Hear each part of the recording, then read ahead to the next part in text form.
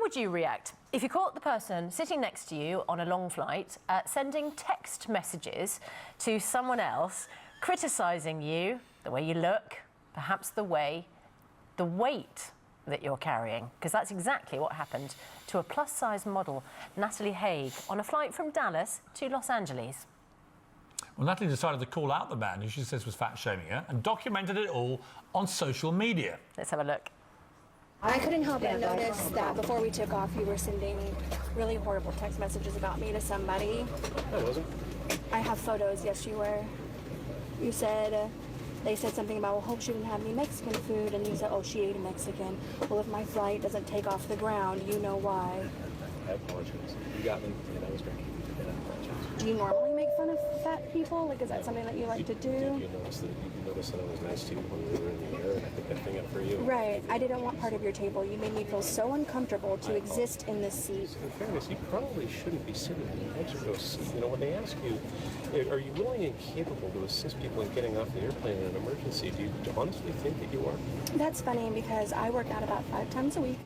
OK, well, let's bring in now radio host and journalist Julia Hartley-Brewer. You're not having any of this. Why? No, I don't think it is fat-shaming. I think actually she's the one who's been badly behaved. He was sending personal private texts, his own business on his own phone. She said actually in her blog, look, he was actually trying to hide his phone from her. He's got every right to complain about someone sitting next to him. He hasn't got the every right about joking about eating Mexican people. It's a free country here and in America. He's got it. We don't have the thought police. He's allowed to send any message he wants about anyone he wants. It turned into something that wasn't about messages. Hang on a moment. She chose to confront him, and she's actually invaded his privacy. But then he revealed something about himself. It wasn't just private. He actually had an issue with Natalie sitting in an emergency exit seat. Natalie, sorry. That's okay. I would like to point out the fact that I had no inclination of even caring about what this person next to me was doing if he had not had the very visible body language of being upset, the fact that I was sitting next to him, sighing incredibly loud, being very visually and audibly distressed that I was sitting next to him. It was one of those things where I was about to ask him if he was okay because it was so dramatic. And you know, you want to talk about private. Well, if it was so private, he wouldn't have had his phone up a foot away from his face, which was a foot away from my face, with his brightness full up, with his text bigger than normal on a phone. Really, Julia. He was. And also, I mean, Julia, all right, Natalie, hang on a second. Natalie, hang on a second. Julia, why would you defend this fat-shaming imbecile? I'm not defending this guy. He's made this woman feel incredibly uncomfortable. No. She's made herself feel incredibly uncomfortable. Look, the reality is that by making a joke about herself eating Mexicans. He's sending private messages that she has chosen to look at because she wants to have she wants to sort of be angry at someone for being unhappy about her weight. The reality is, look, I've got lots of friends. So even if something is can I said have in my say, private, please, does not Natalie? indicate that it is or that it is not shaming. It is not shaming if somebody says something in private. Like if you say something terrible about somebody's race or looks or range of abilities behind closed doors does not make it not shameful. Race is very different. They didn't make a race joke. I would like to. They joked about the fact she may have eaten a Mexican person. Because the joke was Mexican food. It was a response. It's still using somebody's race. Could I possibly have my say? Look, I can honestly say, friends of mine who work as cabin crew on airlines say this is a constant issue for them. People complaining about very, very overweight people sitting next to them because they spread out over their seats. They give less space to people. But she paid for extra room. No, she paid for extra legroom. It doesn't get you extra width room. So what do you do? Ban overweight people from planes? Hang on, Natalie. Exactly. Natalie, hang on. Natalie, hang on. Hold your fire. Of course we would. Would you ban overweight people from planes? Of course we wouldn't ban overweight people. So where do you take your argument? My argument is that she was infringing his personal privacy when by being he has every right. I wasn't. And her I wasn't issue in is his actually her space. own issue about her own weight.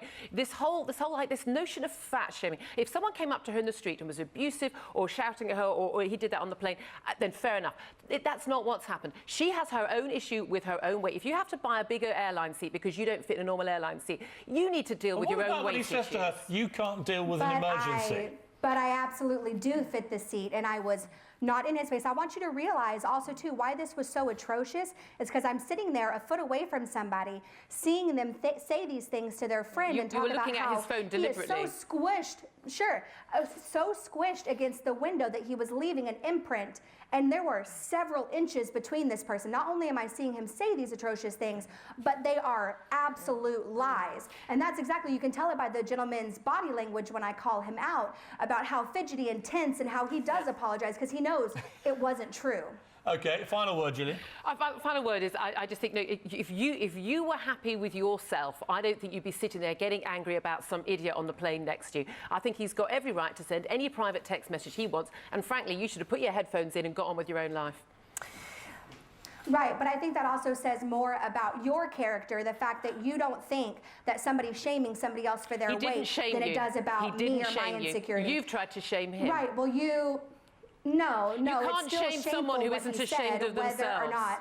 OK, we're going to have to... No, I'm not ashamed of myself. That's exactly why I stood up for myself. To use the buzz phrase of the debate, it's a great shame, but we are going to have to leave it there. Thank you, ladies, both very much. Natalie, I'd be happy to ride on a plane next to you anytime. Don't worry.